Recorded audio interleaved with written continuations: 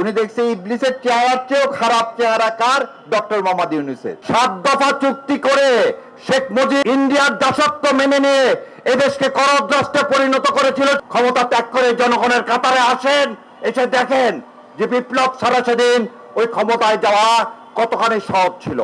নামগুলো তো বলতে ইচ্ছা করে না, তারপর বলতে আনিস পান্নাদের উচিত এখানে এসে তাদেরকে বসায় রাখা। এই জুলাইয়ের শক্তিদের কাছে আমি অনুরোধ করব, এই কালচারাল ফ্যাসিস্টদেরকে দয়া করে প্রতিটা লাইট পোস্টে বেঁধে রেখে এই মা বোনদের কথাগুলো শোনানো, যাতে তারা কোন গণমাধ্যমে যে বলতে না পারে হেলিকপ্টার থেকে গুলি হয়নি, কোন মানুষকে মেরে ফেলে দেওয়া হয়নি, কোন লাশ গুম করা হয়নি। আজকে 2 বছরের মাথায় আজকে আমার মা বোনেরা যখন বিচার চাচ্ছে, বিচারের নামে প্রহসন করে গত 5 মাসে কোনো রায় দেওয়া হয়েছে? আজকে আমাদের এক বোন বললেন ডক্টর ইউনূস সাহেব, হ্যাঁ ডক্টর ইউনূস সাহেবের সবচেয়ে বড় ব্যর্থতা, উনি কার হাতে ক্ষমতা দিয়ে গেলেন যে তারা আজকে তাদের সামনে আজকে একজনের কথা শুনলাম হঠাৎ কিছু জিনিস বাড়াচ্ছে।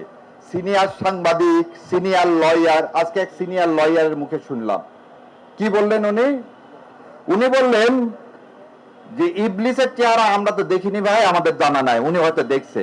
উনি দেখছে ইবলিসের চেহারার চেয়েও খারাপ চেহারা কার? ডক্টর মোহাম্মদ ইউনূসের। তাহলে এই ইবলিসের সাথে সম্পর্ক থাকতে পারে কার? ইবলিসের বন্ধুর। আমরা তো দেখতে পাচ্ছি না, তাহলে উনি নিশ্চয়ই ইবলিসের বন্ধু, সেই কারণে উনি ইবলিসকে দেখতে পাইছেন। উনি বলছেন যারা আমরা এই জুলাইকে ধারণ করি, আমরা সব পাকিস্তানের জারজ সন্তান।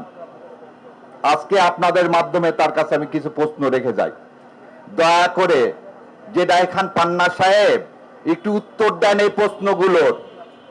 আপনারা তো বলতেছেন যে জুলাইয়ের সন্তানরা পাকিস্তানের জারজ সন্তান, দয়া করে উত্তর দেন যে 71 নিয়ে গর্ববোধ করেন, সে 71 কি আমার স্বাধীনতা ছিল না পরাধীনতা ছিল?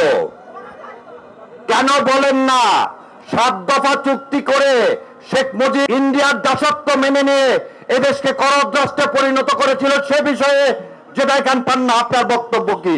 জেদাই খান পান্না সাহেব বলেন ধর্মনিরপেক্ষ স্বাধীনতার মূল মন্ত্র। বলেন না 6 দফার মধ্যে ধর্মনিরপেক্ষতা ছিল কিনা? 69-এর 11 দফার মধ্যে 6 দফা ছিল কিনা? বলেন না 25 বছরের চুক্তি ভারতের সাথে দাসত্বতা ছিল কিনা? একথা কেন বলেন না? একথা বলতে কেন লজ্জা পান?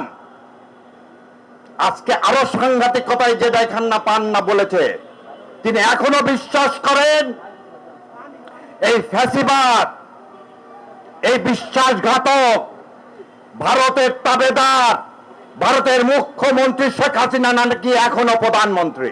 কত বড় দুঃসাহস হলে এই বাংলার মাটিতে জেদাই খান পান্নারা এই কথা বলে, আর সরকার চেয়ে দেখে। সরকার চেয়ে দেখে। সরকার কাদেরকে পুরস্কৃত করে? যারা জুলাইয়ের বিরুদ্ধে কথা বলে। কাদেরকে পুরস্কৃত করে? যারা জুলাইকে ম্লান করে দিতে চায়। একই সেলুকাস। ইউনূস সাহেব আপনাকে বলতেছি, আপনার কিচেন ক্যাবিনেট জনগণের রায়কে চিন্তাই করে কাকে বসালেন? যার হাতে আপনিও নিরাপদ না, যার হাতে আপনিও নিরাপদ না। আপনি কার হাতে বসালেন? কার হাতে দেশের দায়িত্ব বাদ দিলেন? যারা আজকে বলতেছে তারা বিপ্লব দল না, তারা বিপ্লব বোঝে না, আর বিপ্লবের দ্বারা ক্ষমতা খুব ভাল লাগে। বিএনপি কিভাবে এই কথা বলতে পারে যে তারা বিপ্লবী দল না, বিপ্লব বোঝে না? বিপ্লবের ফসল তাদের ঘরে কিভাবে গেল? আসেন, ক্ষমতা ত্যাগ করে জনগণের কাতারে আসেন, এসে দেখেন যে বিপ্লব ছাড়া সেদিন ওই ক্ষমতায় যাওয়া কতখানি সহজ ছিল। অত্যন্ত দুঃখের সাথে বলতে হচ্ছে, জেদাই খান পান্না সাহেব 7 মার্চের ভাষণ তো আপনার শোনার কথা। সেই ভাষণে বলেনি শেখ মুজিব যে জনগণের প্রতিনিধির কাছে ক্ষমতা হস্তান্তর করেন? যদি এই কথা বলে থাকে জনগণের প্রতিনিধির কাছে ক্ষমতা হস্তান্তর করেন, সেদিন স্বাধীনতার ঘোষণা দিলেন কখন?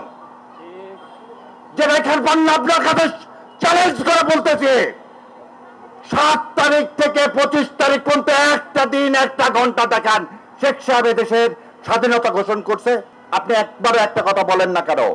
ইন্ডিয়া গত 55 বছর এ দেশকে চুষে খাইলো, সে বিষয়ে আপনাদের মুখে গোমায় কেন?